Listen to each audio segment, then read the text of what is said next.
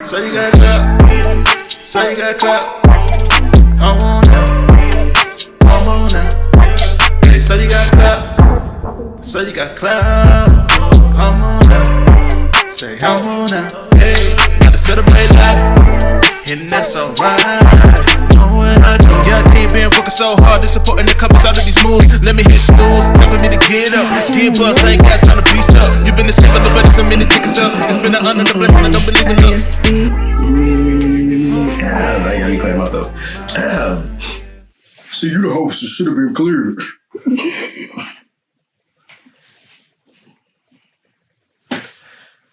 What's up? Good morning, good afternoon, good evening, wherever you watching this. Right now, this is So You Got Clout, the podcast, and I'm your host, Southside Ty. And my guest today, just like everybody else I interview, is my guy, so I'm not going to say that again. But, this guy's real special to me. He's an inspiration. We know each other for a few years now. We go back to the booking room days. Don't we know each other from Donovan? Yeah, we met at the booking room. Really? Through Donovan. That's what I'm saying. Yeah. But we met. But we know, but you met Donovan first. Yeah. Right. Yeah, okay, right. Yeah, I met Don first. And he brought me to the booking room. Right. And that's why I met you and, everybody else. No, you good. But nah, he's really an inspiration to me because I seen, a lot of growth from this man from coming to class and him feeling like he was always playing the angry guy to him feeling like, hey, I don't know. I thought I'd be further along in my career by now, by this age in life, to getting the biggest role of 2018 to me. 7 Seconds was the biggest thing in the culture for all of 2018. Everybody was talking about it, ladies and gentlemen, and I was proud to see him on there, man, because I was so proud that he invited me to the premiere. I was proud. I was so happy to be there. My only regret is I didn't hop in a limo with him. That's it. Right. But ladies and gentlemen, without further ado, my today's guest on So You Got Clout, my man, Mr. Corey Champagne. Bang. Oh, need that. How you doing? Need that energy. I got that from my dad. He used to do that growing up. But yeah. So, Champagne. How you doing? It's a real last name. Yep. Sounds like a stage name. How often you get asked about that?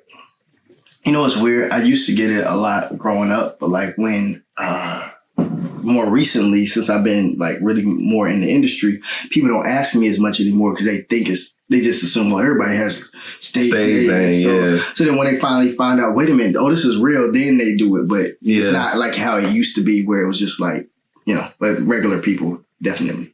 Where's that name come from? You know how far it goes back?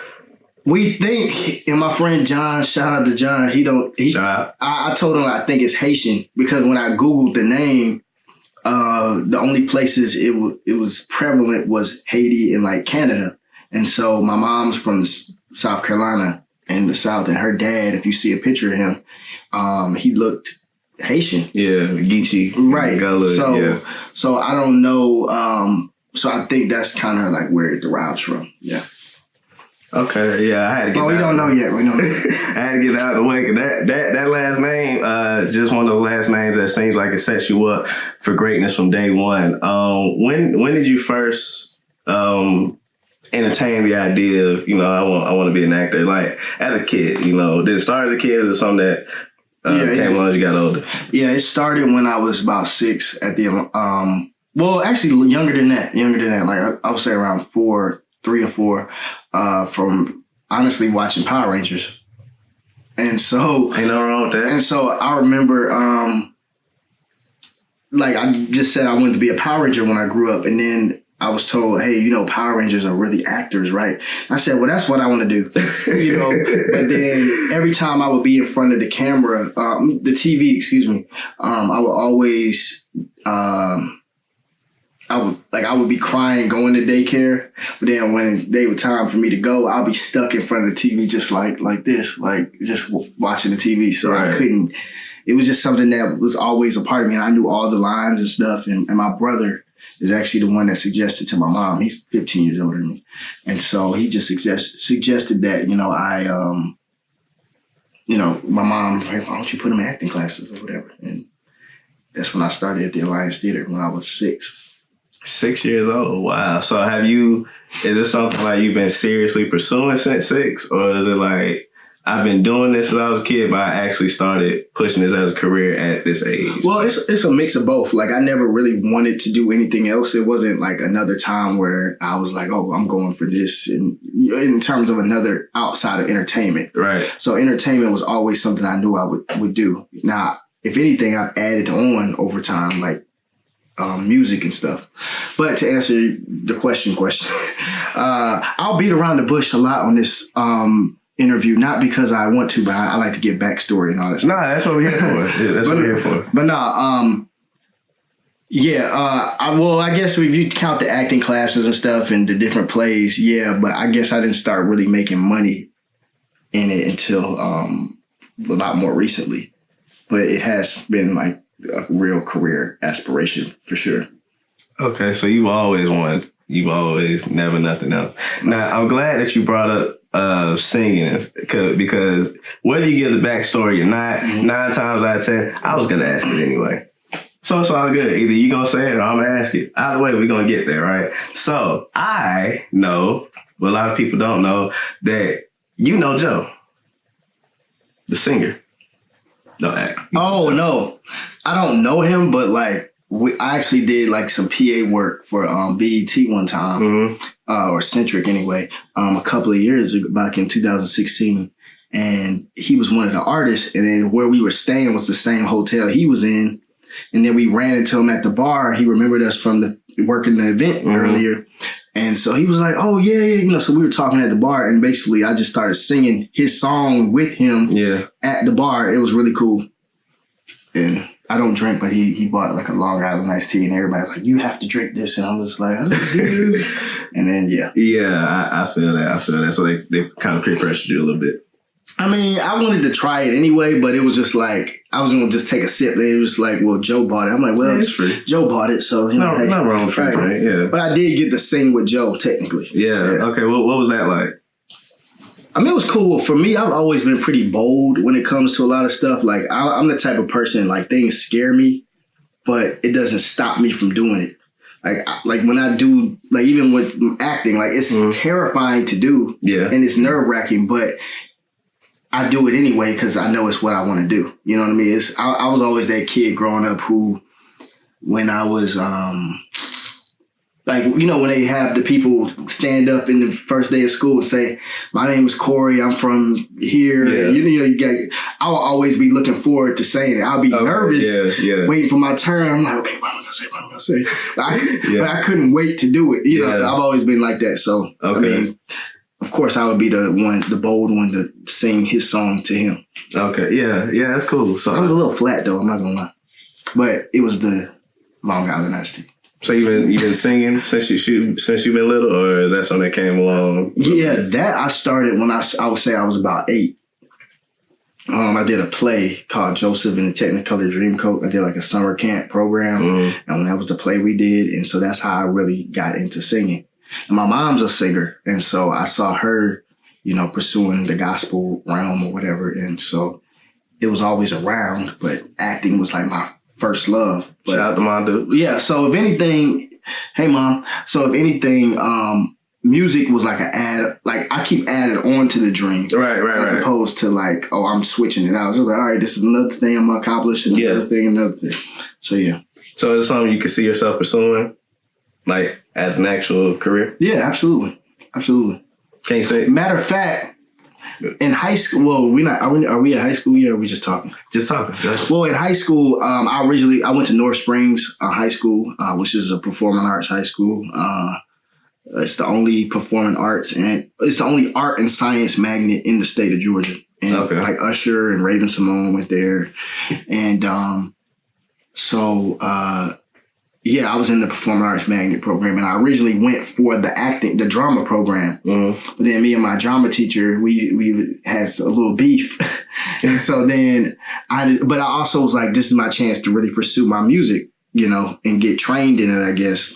And then that's when I got into chorus and stuff. And then after me and my drama teacher fell out, I mainly really, really got into music then. And then I was recording and a lot of stuff around the time.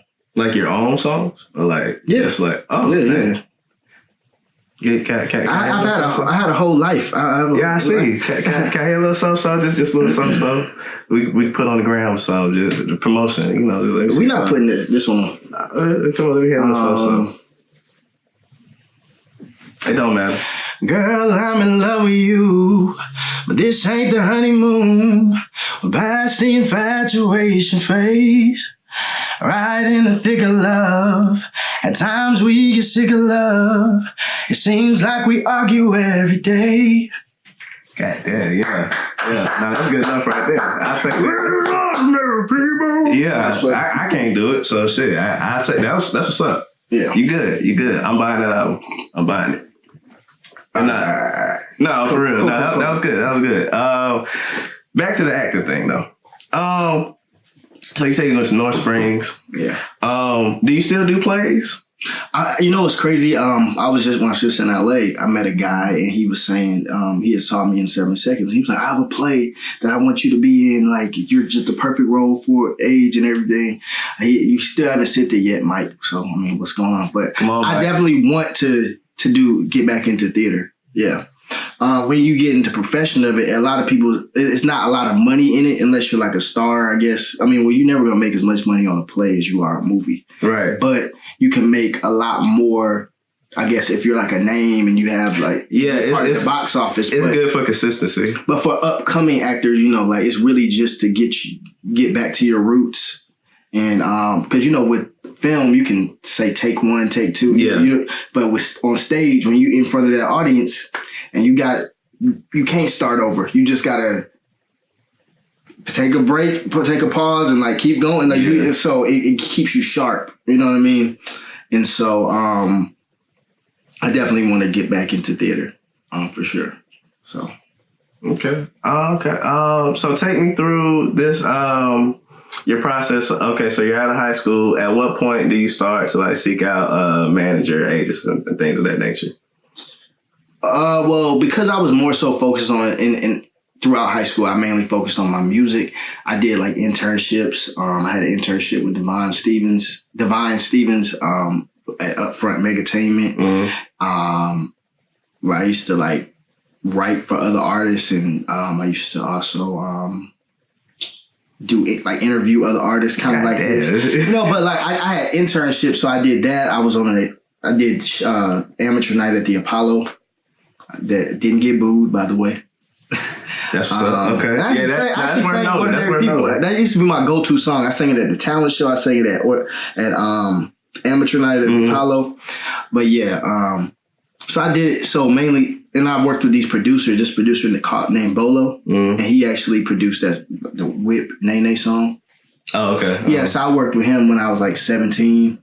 And that was like my first time recording, and I wanted to be like this soulful pop singer, right? This kind of darker voice that people weren't expecting coming from me.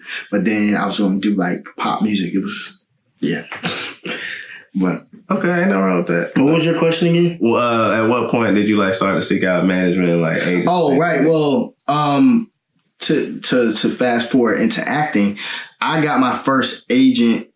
That's a complicated story because my journey of having an agent is different from a lot of people. Like I know, especially out here, a lot of people ended up getting the Southeast agent first, and then they transitioned into the LA agent and stuff. I had a guy who was my agent for about a year or two, starting in 2013.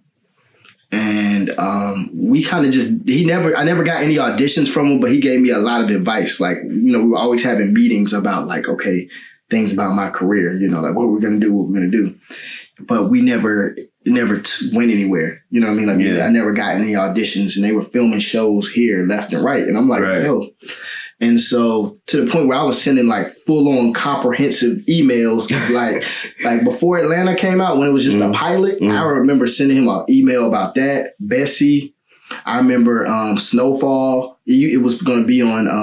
I got a story about that later, but it was going to be on Showtime originally, and I had this whole email with just all these different shows that we now all know and love that I scouted and found and was like, okay, can you submit me for these?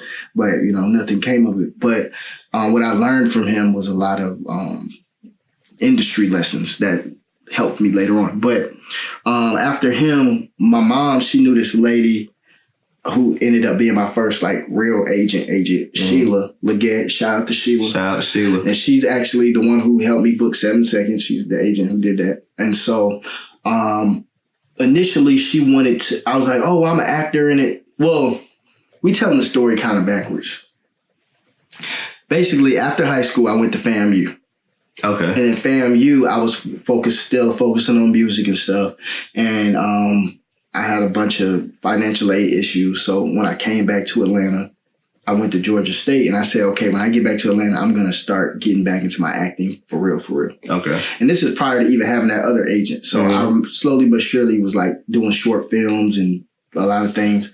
And my mom met this lady named Sheila. And she basically, we knew she was an agent and my mom, and they went to college around the same time.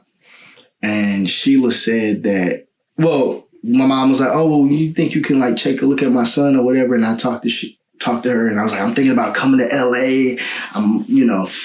But come to find out, she was like, well, I think you should probably try to build a resume out in Atlanta first and get some credits because it's very competitive out here. You don't have a reel right now.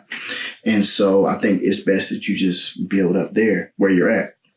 And so I did that. I learned all I could learn about the industry, for real on my own. And then she just saw me through Facebook. I booked my first SAG role myself. Oh, okay. So she saw all this stuff through Facebook. And as she saw that, then I finally reached out to her at the end of 2014. And I said, hey, do you think you would be interested in finally representing me? And she was like, absolutely. So I had an LA agent first, still living out here doing only self-tapes with the LA agent without a Southeast agent for years. Okay. And so. Okay, I get you. So that's why a lot of my journey is kind of, I wouldn't say backwards, but it's just different. It's unique based on where, right, exactly. Yeah, that's what's up. Okay, so with you doing all that yourself, how many projects do you think you did around that time when you were getting your own little small roles here and there? I would say about 5. It started when I was, I did a program. It was called Studio 11 Films. And they had 1111 Project. And so I did a active intensive with Mariska Phillips, which was actually, what's the year? About 7 years ago this year. Oh, okay. And so... so what, 2012? Yeah, I can't believe it. Yeah. I can't believe it's... Yeah. I can't believe we're saying it doesn't feel like it because, I remember it so vividly, but it's really weird that's been that long. But I did an active intensive around this time, 7 years ago, and that was my introduction, really, really back into acting, focusing. I did musical theater my last year in college, but that was my introduction, really getting back into it full swing. And I booked a role in that, in one of the leads in this short film called Crossroads. And then I booked a few other short films, and I started doing extra work. So that's always fun. Yeah. Yeah. What was what do you think is not 7 Seconds, but as far as when you were doing extra roles, what do you think was the biggest production you were on? Well, probably The Walking Dead. Oh, you on The Walking Dead? Yeah, because I was a zombie. And that was when Walking Dead was the number. It was season 4, I believe. Yeah. It was the show. Yeah. Everybody was talking about it. And I was the only one that didn't know anything about the show. Was that the first time you seen yourself on TV? Did you see yourself on TV doing that? Well, I was on one of the after shows, working with Denai Guerrera, who plays Michonne, which is on my Instagram, by the way. Check them out. I can't wait to work with her and tell her the story. It's really cool. But yeah, when was the first time I saw myself on TV? And what was that like? Well, the first time I saw myself on TV was 2008. When my mom, she went on this show called Dear Food Network. and she flew out to San Francisco and she cooked with this chef called Tyler Florence, and so we had to send in like a video, a mock video, like, Mom, you should, dear Food Network, like pretending to write a letter to Food Network. So that was my first time really seeing myself on TV. Okay. Yeah. What were you in the audience, or like what was you doing on there? Well, it didn't have an audience, but it was like a Thanksgiving segment. Okay. So I was there while they were filming it. I was on like the little package. They showed the video that we had sent in. Okay. Yeah. Okay, that's cool. So, but as far as like being like an actor though, like what was the first time you seen yourself on TV? You don't remember? Well, does extra work count? Yeah. Just. I don't even. Wow. I mean, it was probably no, that wasn't it. He's done so much. It's been a long journey. Oh, I would probably say the TLC movie. Oh, you did that? Yeah, I was like in the scene where Lil Mama or Left Eye was rapping in the beginning. And there's actually a shot when they were walking down the street because they filmed it in underground. And like I'm in between all three of the girls, and I'm like kind of in the distant background, but you can tell it's me. It's actually pretty funny. Okay. So what was it like seeing you? Like, was it? It was crazy because, like, when you first start doing extra work, it's such a big deal that you're even on a set like that, a real production. Yeah. But then, it's just fun to see us. I don't know. Like, it's funny to me now looking back. Now that I've done like legit, like, I mean, extreme close-ups on camera, but like, it's a fun memory to look back on.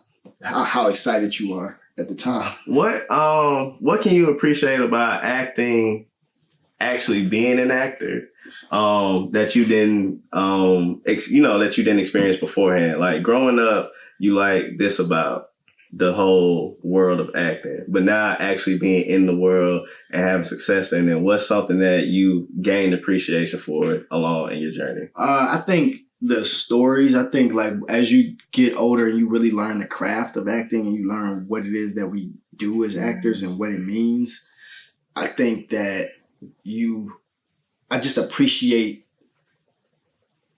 just creating a character in the stories and being able to touch people's lives with the stories. You know what I'm saying? Because I think before it's like, I just want to be famous and it's exciting. Yeah, I'm gonna be on the spotlight, but you don't really realize, that, wait a minute, the same way acting has touched me or watching movies has touched me, like I'm now able to do that but really paint a different picture of what it is to be a human. Right.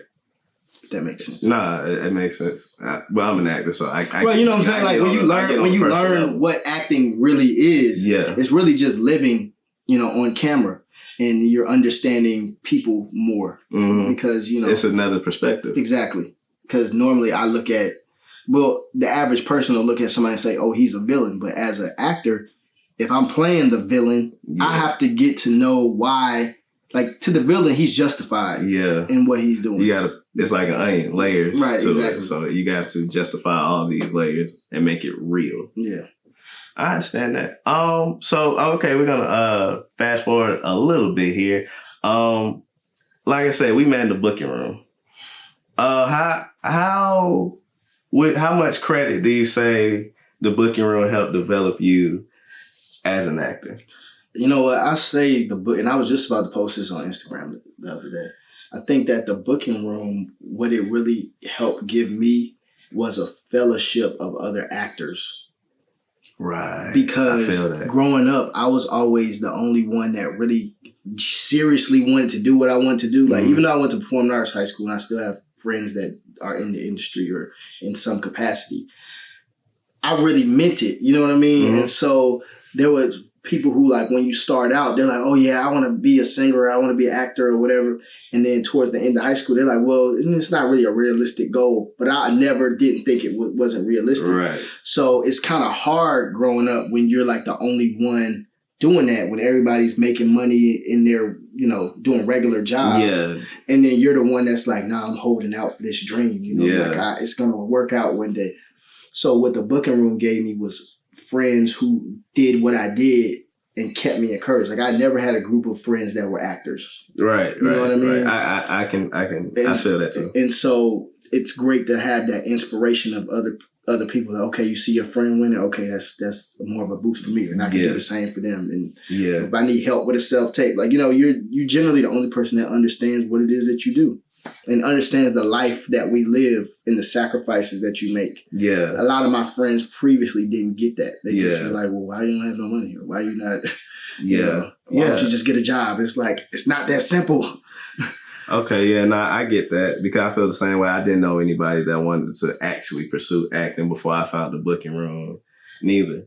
But, once I got there, you fall in love with it instantly because, like, the energy, right? Everybody's so supportive, everybody's serious. So it's not competition, it's just helping one another, get to the top. And like I said, when I finally seen you make it, and I was at the 7 Seconds premiere, I really felt like, I was proud. Seeing my boy make it, like I was happy to be there, and I'm glad you invited me to be there. Thank you for coming. Speaking of 7 Seconds. Yeah. Okay, now that we're here, I remember when you first got it and you couldn't even talk about it. Okay. Wait, refresh my memory because I feel like I told you, but how did it go? Oh no, it was let's see. Yeah, okay, now you make me go back into specifics. Because I was gonna say how I was gonna set it up because I know, like I also remember around that time, that's when you were like, I'm not where I feel like I should be. Right. And it was like a really, really rough time, like for you career-wise. And like you went through how you we're trying to book for Atlanta and Snowfall and Blessing, all these other shows. Oh, right, yeah. That you did not, that for one reason or another, that wasn't your time. And around this time, actually, Don was the one who told me that, he's got something going on. He's in New York. By the time I had talked to you, you were already filming it. Right. And you already. Oh, got you. Okay, so that's what I was saying. Okay. Yeah, you already in New York doing it. He was like, yeah, man, I can't talk about it. But yeah, I'm up here in New York. Which was some BS because come to find out I could talk about it, but the casting initially told me I couldn't. But shout out to Tucker Myerson casting. But initially I thought I couldn't talk about it. So, I wanted to scream it on the rooftops. Yeah. So can you take me through like why you just felt like you were stagnant at that moment in time? Take me through seeing all these shows that you could have been a part of become successful and finally getting your shot with 7 Seconds. Okay, so basically, all right. So I turned 25 at the booking room. That was October 2016. I turned, like, it stroked midnight and I turned 25. So we're all there or whatever, and we're all crowded around. No one knew it was my birthday. Well, one person knew, but Yeah. And so I'm in this circle or whatever, and we're praying out like we do, and I'm just like miserable. It was the weirdest thing because like it was like a cloud came over me. And I was sitting there like, bro, like, I'm literally, 25 now. I'm not where I'm supposed to be. And you got to keep in mind, back when I used to record in the studio when I was like 17, I remember they used to make as if like being 25 was like bad. Like, you know what I mean? Like, what's your 25? That, they're 25 now, so they pretty much not going to make it now. Or, it was like this thing. Okay, so I didn't realize I had this much pressure on my mind about 25. Not only that, at the time, it's funny because this is my mom's old bedroom. But like I thought that I lived with my mom. I didn't have a car. You know what I'm saying? I was riding with Ray at the time. You know what I'm saying? Remember? Yeah. So basically, I didn't have a car. I didn't have and I had just quit my catering job a couple of weeks prior. You know what I'm saying? And so it just was like, I don't know. I felt like, wow, I'm nowhere where I want to be. You know what I'm saying? And financially, I don't have a car. I don't have I'm just, what is happening right now? Like, you know what I mean? Right. And so I was very emotional about it. And then some things happened, some life things happened around December of that year. And then it just was really. Well, actually, you know what?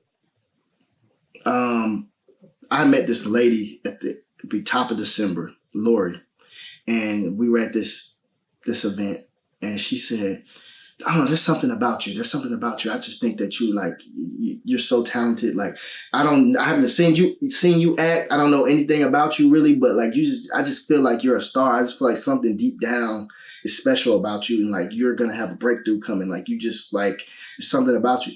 And I remember being like, "Really? You believe?" Like, it was something that like.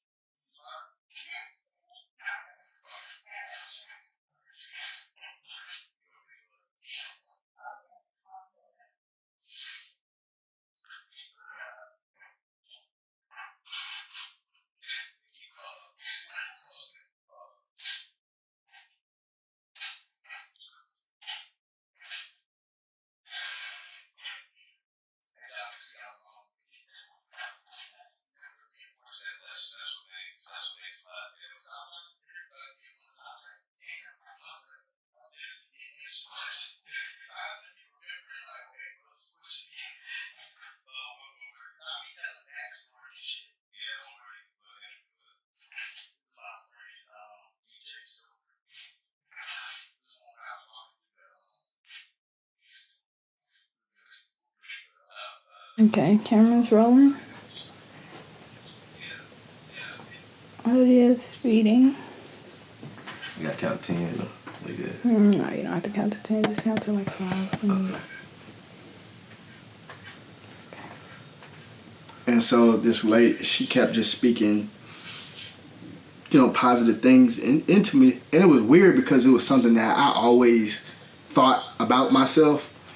But it was interesting having like a total stranger basically say all this stuff to you. Yeah, speak life in me. Right. And you were like, I mean, I know this to be true in my heart, but it was just somebody just to say it verbally. It was like wow.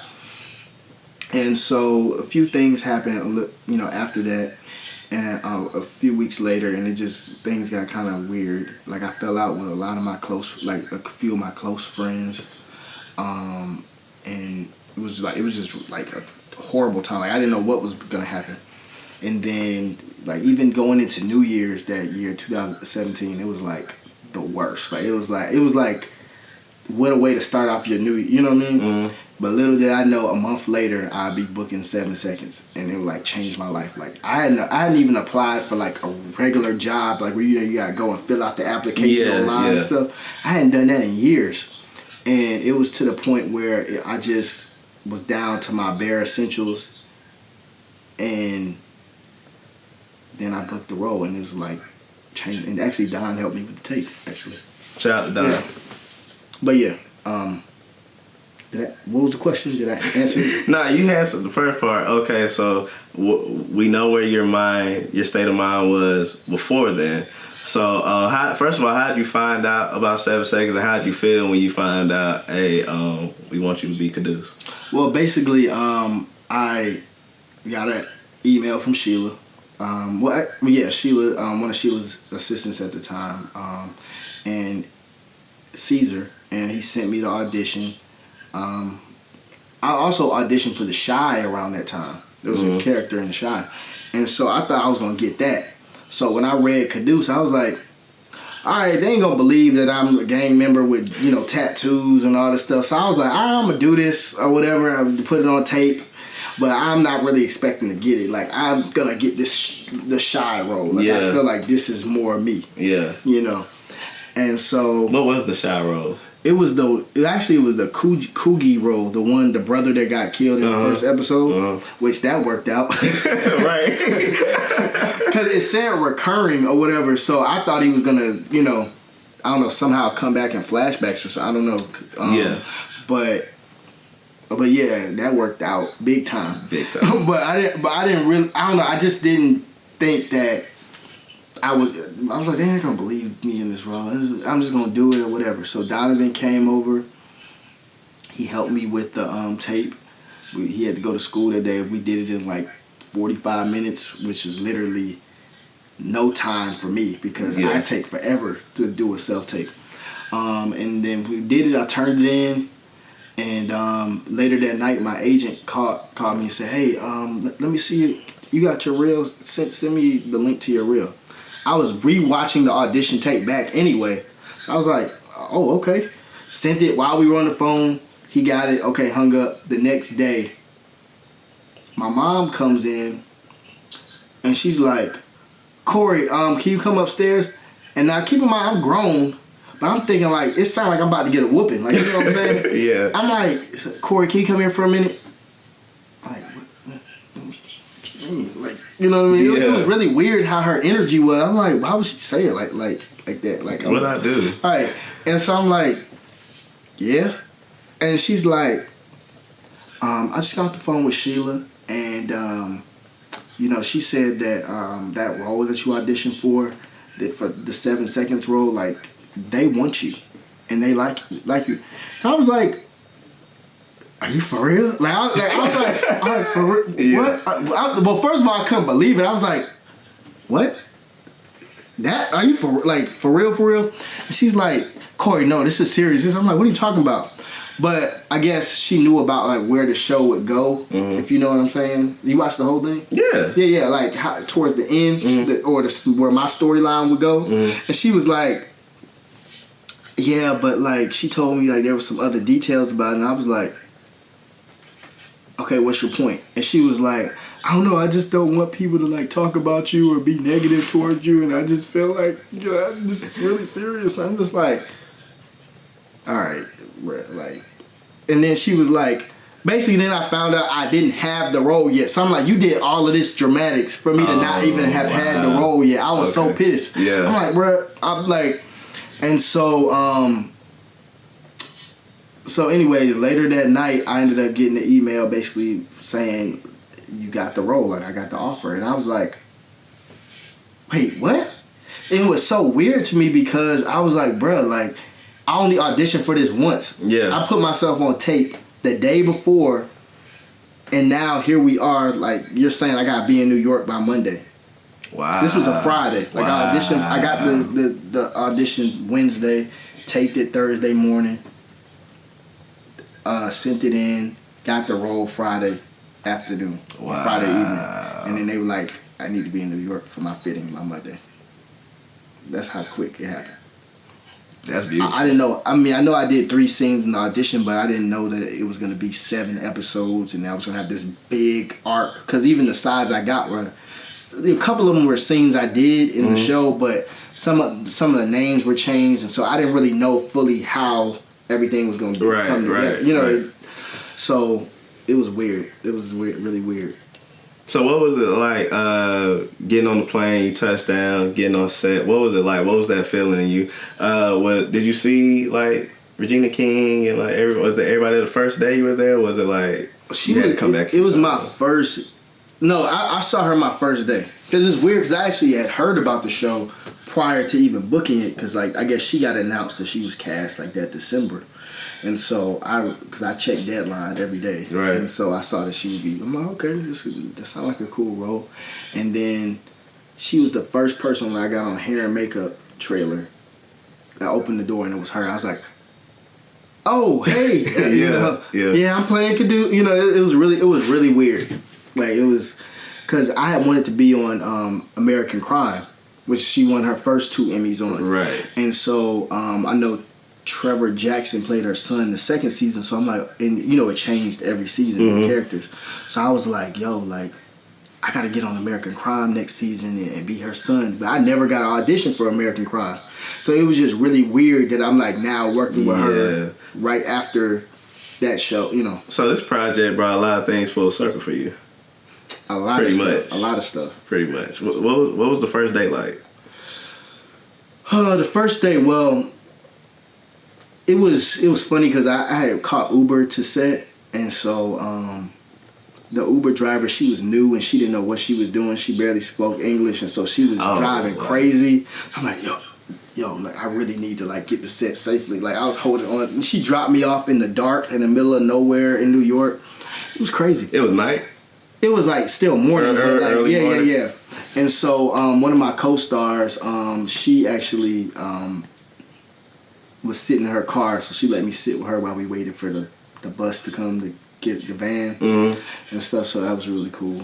I think her name's Melody. She was on. Shout out to Melanie. She was on The Wire. Yeah. Oh, she played the sister okay. of Russell Hornsby's character. She had dreads. Right. Yeah. Okay. I know you're talking about. Yeah. I know you're talking about. Yeah. So. Yeah, that was crazy. And then like, I don't know, it was just a whirlwind. Like, cause I was nervous. Cause I'm like, what if I get on set and they don't believe like on the tape? What if they realize I'm not the guy from the video or I don't look like how they thought I was gonna look in this tape? Because I was just so conditioned to think that when you book these type of roles, that you have to get a call back, do another audition, a series of them, yeah. Right. And so for it to be, I'm like, they didn't make the right. They gonna realize they made the wrong decision. They didn't book the right person. And I'm gonna get there and be embarrassed, And so they never happened. And then our writer, that's my first episode, was episode 3. David Shanks. He was like, "We chose you out of all these people. Like you're supposed to be here." And I was just like, "Oh, okay. Well, yeah. Well, since you said that, right." But it still took me a while to like absorb it. So I just was so nervous. How many days were you on set? Well, I don't know that. You mean that first day? Well, no, I mean like how many days? It was over the course of 3 months, from like February to the end of May. Okay. Well, no, we wrapped in June. Yeah. So you were in New York for that the whole time? I came back and forth because I wasn't in 1, 2, and 5. So I shot 1, 3, and 4 kind of back to back, and then I shot 5. I was out for like all of 5, and then I didn't come back to episode 6. Then I was like back every episode after that. Okay. So it was a mix of both. Like I would come home and stay for like a few weeks, and then a couple of weeks, and then I would go and come back and go and come back. So what connected you to Caduce? Because around that time, because I was kind of going through like my own breakups, to be honest, you know what I mean? Right. I kind of connected to the heartbreak he was kind of feeling underneath the surface, of losing a friend and losing people that you thought would be in your life all this time. So I was really using like some real life emotions within that, you know what I'm saying? But he was just a very resilient person. Like he was just somebody who wanted more out of his life and his situation. You know what I mean? Like and I love that they made him not a stereotype. Like in the script, it was that his room was very clean and very put together. And it was very organized. And even on the TV, he was listening to like Susie Orman and the Money Channel and stuff. And even the prop guys, they asked me like, well, what type of stuff do you want in his room? I was like, can we get some books? Like, so we had Rich Dad, Poor Dad in the book. So in one of the episodes, episode 7, when Russell comes to my room, he picks up the book and like, I thought the room was going to be, that was me saying I wanted that element in there because, so I just love that he was, I never want to play a stereotype. Okay. And so I felt like that was a big shift in what people saw him as on the surface versus who he really was underneath. Yeah. And I think we all can relate to that. Yeah. Who is Caduce like off the corner? Outside of this who people thinks he is. Who is Caduce? Caduce is. Matter of fact, before you answer that, do you think it's possible I could speak to Caduce? Nigga, no.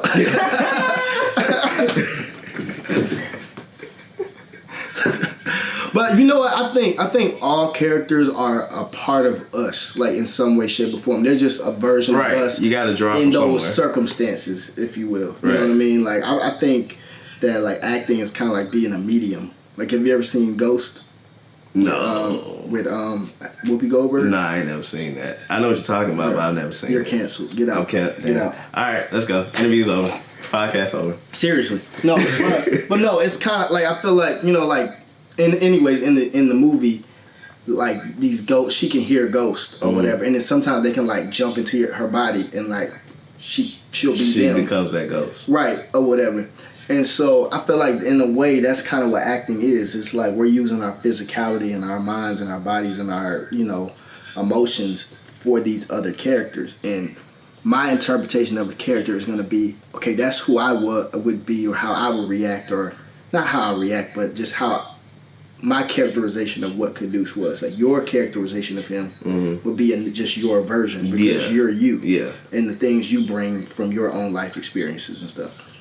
So I don't know if that answered the question, but No, I get it. Okay, so let me go back a little bit. So who is Caduce then? On the person, how did you bring him to life? Who is he?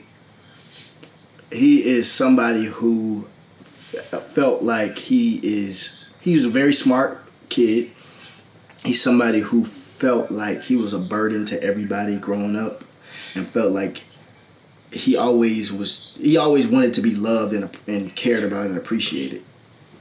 And I think the reason why he connected to Brenton, even on a friendship level, is that that was the only person that saw him as more than just being a burden, which is what he says.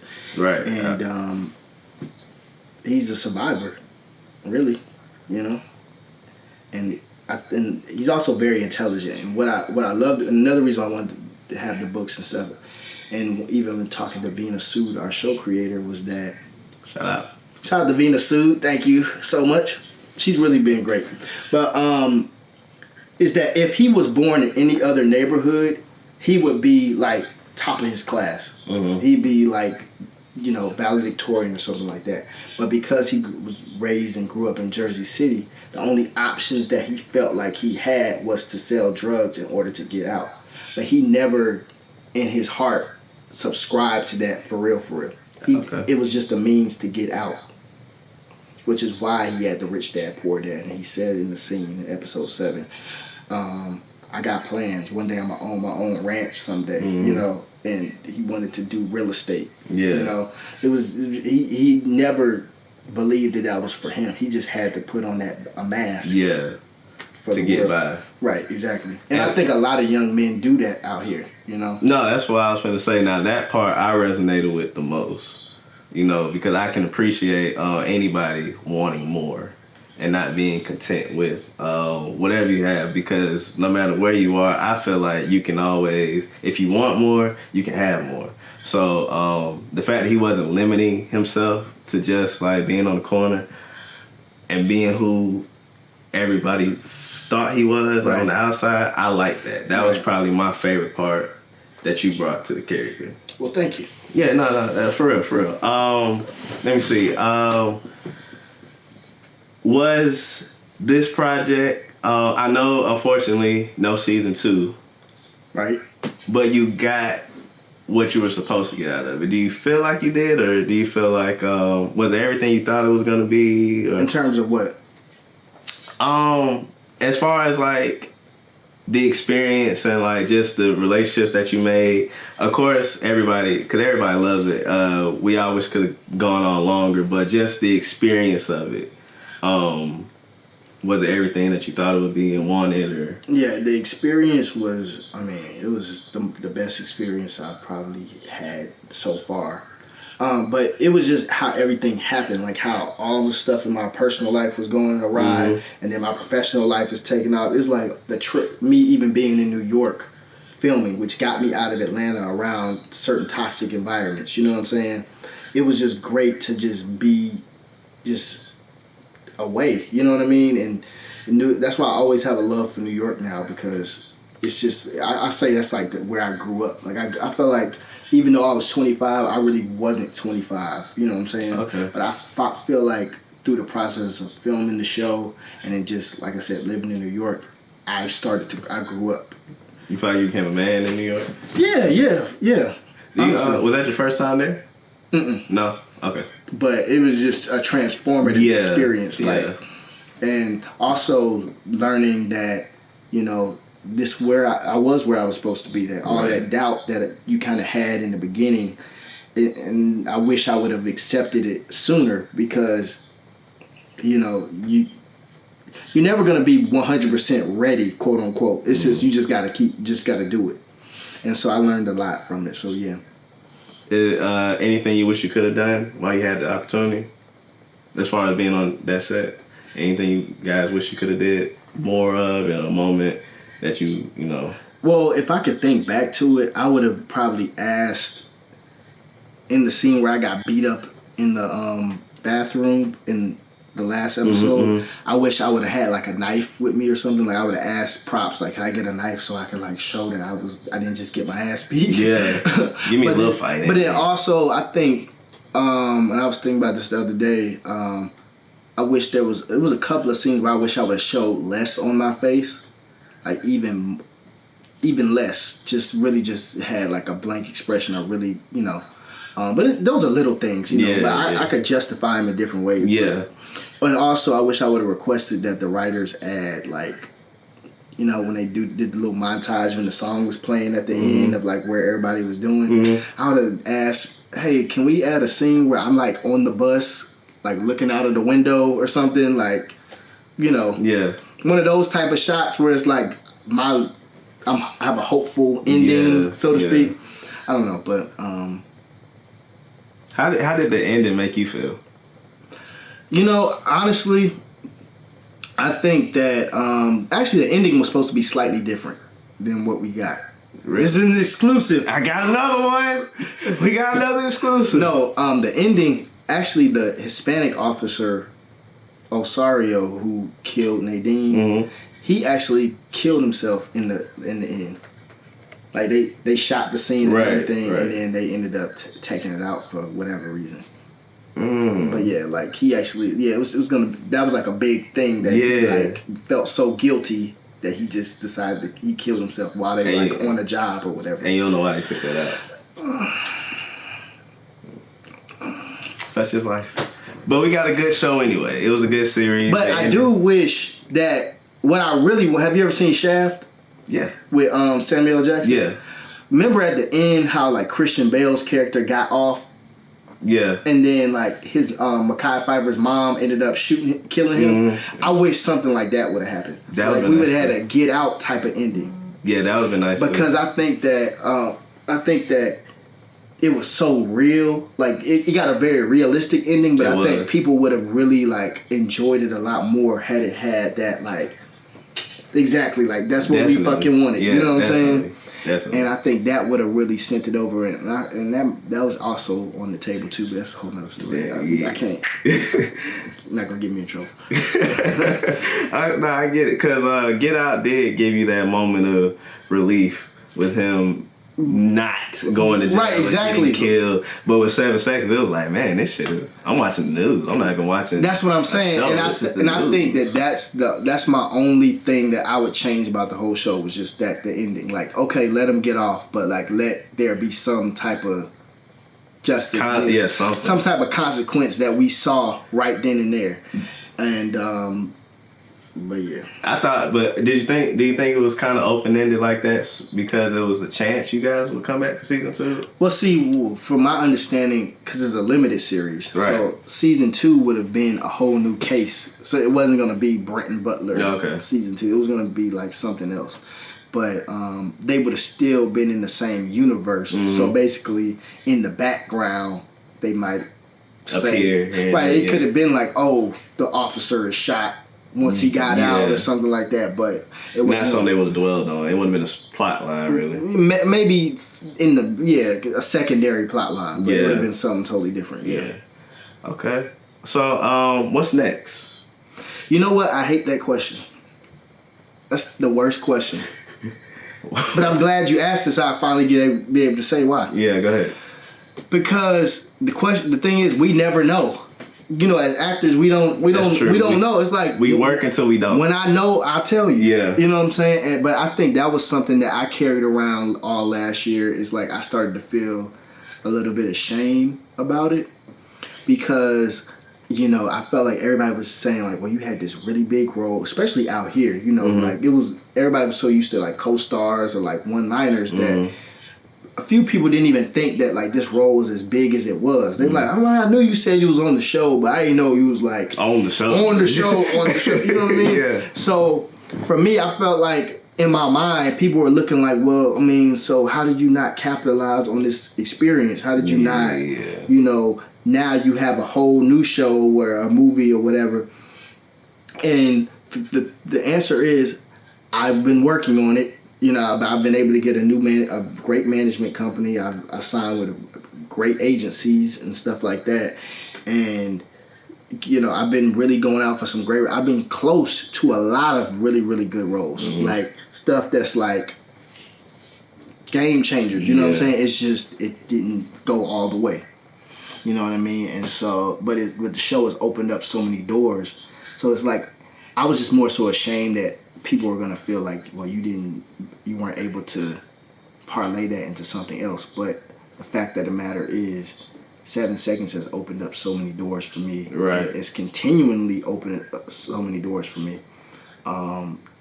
And so, it's not the show I was ashamed of. It was just the fact that I hadn't booked again. Yeah, no, I get what you're saying. Shame, you know? Like I told you, man. Like I told you when I found out that you guys weren't coming back for season 2, I said you got everything you needed out of that show. I did. It's going to happen when it's supposed to. Right. Because like I said, I know how it is. You know, but everybody doesn't understand that they think once you get one role, you off to the moon. But it don't work like that. Well, which is why I want to get a movie. So you gonna aim for a movie now? Right. I mean, I want to do it. I want to get a show too, because you can do all of it now. Like back in the day, it used to be like if you did TV, you only did TV. Yeah. You elevate it into film, but now you can do both. But I feel like with a film, had I given like the same performance in a film, I think that it would have been a lot easier to transition into more stuff because my real meaty scenes didn't come until episode 8, 9, and 10. And so that's like, well, if you make it to 8, 9, and 10, you'll get to see it. You know what I'm saying? But had it been in a movie, you know, you get the whole performance in an hour or 2 hours or whatever. So it's, you know, and I feel like that's the medium where it's more widespread. You know what I'm saying? Okay.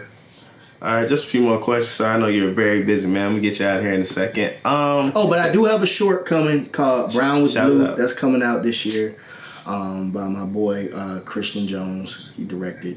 I play Stone, the producer. But I have some stuff in the pipeline that my phone's going off. I don't know what the email's about, but so some things are coming. Don't get it twisted, but I just can't say because, you know. What else do you do besides acting and like singing? Do you also have you ever directed before? Have you ever written before? I produce. I directed my first scene last year a few months ago with the screening room. Yeah, they had an actor showcase, and so I directed a scene, and I got really good reviews. It was a comedy scene, which was kind of nerve-wracking at first for me because I was like, I wanted something really dramatic and bring out this Oscar performance, but it's actually harder to do comedy. It's way harder. And so I was glad that they gave me that challenge, and I was able to really add some creative stuff to it, and did a little writing on it, adjusted some things, and added some things. So yeah, I definitely want to get into that. Yeah, no, it's way harder to do comedy because you know it tugs on people's heartstrings. Right. If you feel, you know it tugs on people's heartstrings. Right. But everybody's not funny. Right. And there's so much that goes into even writing the comedy scene. Some of the most funniest scenes you've ever seen has these little random moments. Right. And it's you can't write that all the time. You know, you have to really sit down and think about that. See, a comedy is way harder to write than drama. And Regina really inspired me too because I saw that she, she's a director. She directs TV and stuff. And she directed a whole bunch of shows like Shameless, Scandal, Being Mary Jane. She's directed all different types of shows. And so I talked to her about that when we were on set, and it was really great to they would let me on set when I wasn't working and just sit behind the camera, and I learned a lot. So directing is definitely something I'm gonna really. Okay. I really want to get into producing as well, but I'm realizing more and more I am a director as well. So. Okay. All right. Cool. So you are gonna get Spike Lee on a little bit? Absolutely. Definitely. Yeah. Okay. Hey, tell Regina I love her, by the way. I will. Yeah. Please do. Please pass that message on. Just a few more questions for you. Best time on set, worst time on set? I would say the best time on set was when I shot the bedroom scene on 7 Seconds. With Russell? Yeah. And you found out when he throws me out and stuff. That was brilliant because we had worked together on other scenes before that, but I don't know. I just kind of felt like I was like we hadn't fully connected just yet. You know what I'm saying? I guess our characters hadn't at that time, but it in real life we just hadn't connected like that. And I felt like after that scene, it was like you could feel the energy in the room, and it was like perfect storm. Shout out to Russell. I met him, by the way. Shout out to him. Yes. Good guy. He actually just booked a new show. The Bone Collector role. Okay. It's a TV show now, so he's gonna play the Denzel character. Oh. Yeah. Okay. And so, worst time on set, I really don't want to say because I don't want people to go back and look at it. But there was a night. It would just be. There was a scene that I did. And when I tell you, I didn't know I knew my lines, but it was like a back and forth scene, but I was mainly talking. Mm-hmm. And if you know how the script goes, it's like sometimes they'll have like, okay, it's your dialogue and somebody might say a line in between, but really it's you talking back to back to back. Right. But then they'll have all the directions, in between, but really you're supposed to keep talking. You know what I mean? Yeah. And so it was just a lot going on, and I didn't know my lines. It was the worst thing. It's cold as I don't know what. Crew is outside. We got all these extras. It was just trash. It was just, I just didn't know, I didn't know my lines, and it was terrible. I literally did a Love and Basketball. When we finally got it done, I went back to my seat.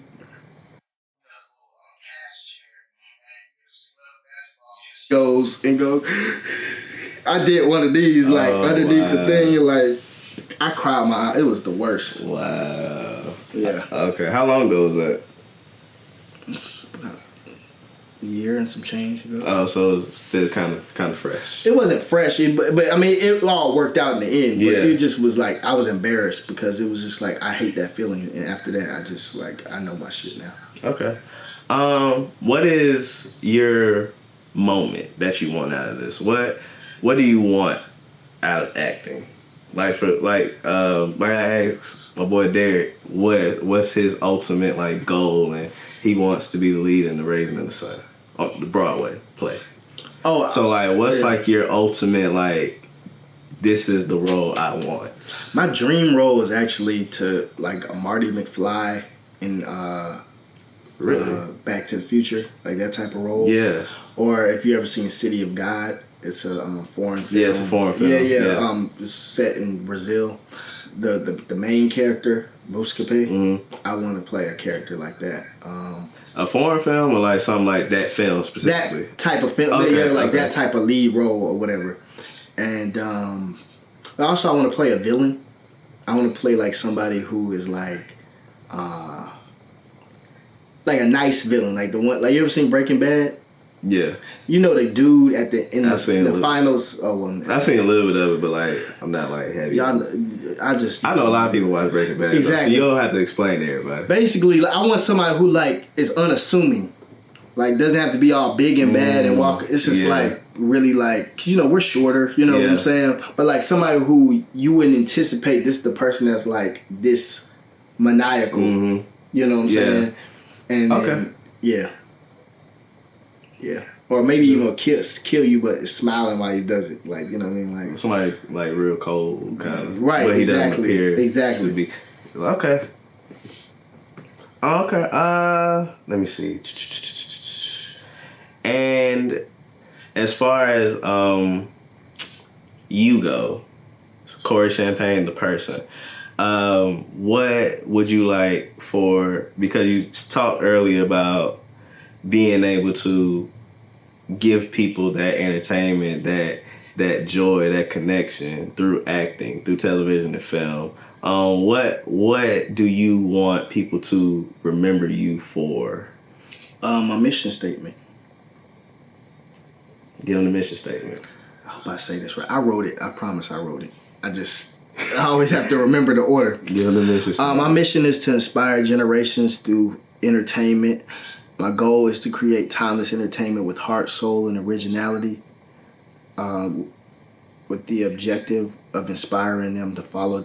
I want to inspire generations worldwide to follow their dreams and remain true to themselves.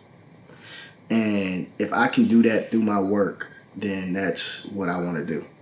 And with the opportunity that has been 7 seconds, I know that it's possible because I have done that. You know, I've had people from all over, and I said worldwide for a reason. You know, people from all over the world have hit me up from different walks of life. A guy hit me up and said he's from Uganda, and that, you know, he doesn't even want to act, but he wants to be, he's a lawyer, but seeing my work in 7 seconds makes me want to go harder for my clients when I finally do get into lawyering. You know, a teacher hit me up on Twitter and said, white lady, said that, you know, we're on spring break right now, but, you know, I've seen that show, it makes me want to think of my students and, you know, not think of them as burdens, and really wants to make sure I give more to them. You know what I mean? So that's stuff that, like, you can't make that up. You can't. That's transcending the work itself. Yeah, you can't manufacture that. It's going into real life. Yeah, you know what I'm saying. And so if I could do that for somebody else, just even by being an image of, like, you know, a black man on TV doing good work, then that's really all I need. You know, and whatever those roles will be, I don't know yet. I'm excited for what they will be. I hope they're great and dynamic and three-dimensional. But if at the end of the day that message is gotten across, and people can say I've inspired them and that I've changed their lives in all walks of life, then that's all that matters. That's my mission statement. That's okay. Hey, that was decent. Yeah. No, that was. We'll get you your crying moment. No, we won't need. Well, we got you. No. You go. Okay, we got another exclusive. There we go. You got him. You got his face. You got it. All right. That's a good side. That's a good side. Oh man. Okay. And last question, sir. Is there anything that you would like to set the record straight about, like, you? What do you want the people to know about Corey Champagne, the man?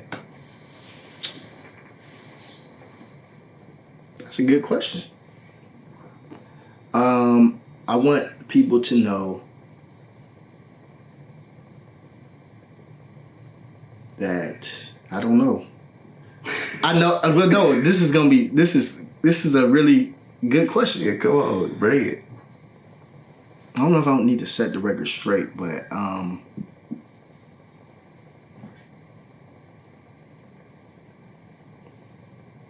you stuck.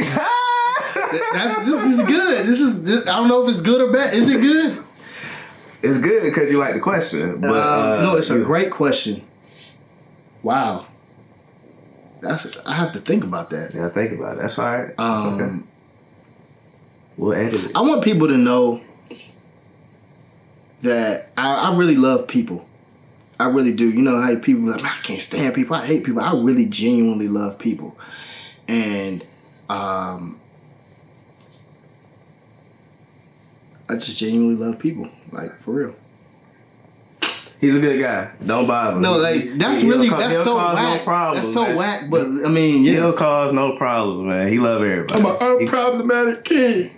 There you go. You better claim it. All right, Corey, go ahead and tell the people where they can follow you on social media. Oh, and I'm deep down actually a comedian, like, deep down. You gonna do stand-up? I might. I've been really thinking about it. Like, I used to grow up saying, like, I'm a triple threat because I can't dance. Yeah. So I'm an actor, singer, and comedian. But it's like, so even if you see me, oh yeah, that's something I want to set the record straight. If you see me in the shade room comments, it's not me trying to get clout. It's really me commentating. But I'm 9 times out of 10 practicing my comedy. Corey do be in the shade room a whole lot. I see him. But it's really, like, I mean, it's my opinion, but it's really, I'm trying to say it in a funny way. So, you know, some people kind of tried to go in on me yesterday or whatever, but it's really, I am just a comedian and you're misunderstanding it. Okay. Hey, and comedy is often misunderstood. Exactly. But I will not waver. You shouldn't. Within that. Have you ever done, like, stand-up before? No, I'm terrified. Oh, man. It is a beast. I'm terrified. It's a beast. The grind is crazy. Especially because, especially in Atlanta, like, most comedy clubs aren't comedy clubs. They're like restaurants and bars and lounges. Right. So, comedy night will probably attract maybe like 30 people. Right. 20 people. and you got to try to make a room full of 20 people. And it sucks because the energy is already like not really there because they're there to do other stuff. Right, they're not even there for you. Yeah. It's crazy, man. The life of a comedian is not the most glamorous. But, you know, people think if you're not Kevin Hart, you're not making money, which is not true. Right. You know, it's a lot of working comedians that do these little open mic spots. Right. That still, you know, they travel, they do everything they want to do. You know, it's a misunderstood business, but it really is hard. If you ever want to really do that, though, let me know. I'm connected everywhere here. So please, let me know. We're going to talk off camera. Oh, yeah, we're going to talk. All right, Corey. You the only guy I know with a blue check by your name. You are official. Let them know where they can follow you on social media. At Corey Champagne on Instagram, Corey_Champagne on Twitter. I'm working on that check now. But yeah. That's cool. We got one out the way. And so, well, yeah, right. Got one out the way. I was like, damn. When I said, I'm like, damn. Yeah, it's real. It's really. Man, my hand was shaking when I saw it. I was like, yo, this is crazy. Before we sign off, what's the process of like getting there? You just like. I mean, you just gotta be, you know, you just gotta be known. You just gotta be. Okay, that's good enough for me. All right, everybody, signing off. It's your boy Southside Ty. This is So You Got Clout, the podcast. It's my guy Corey Champagne. Pieces of blessings to all. We out. Peace and love. That's alright. Know what I do. Yeah, I been working so hard, they supporting the couples out of these moves. Let me hit snooze. Time for me to get up, get bust. I ain't got time to be stuck. You been escaping, but so many tickets up. It's been an honor, the blessing. I don't believe in luck. I'm ready for my son, yeah. And I dare you to get in my way. Cause I'm ready for my son, yeah. You better get. So you got clout. So you got clout. I'm on now. Say, so you got clout.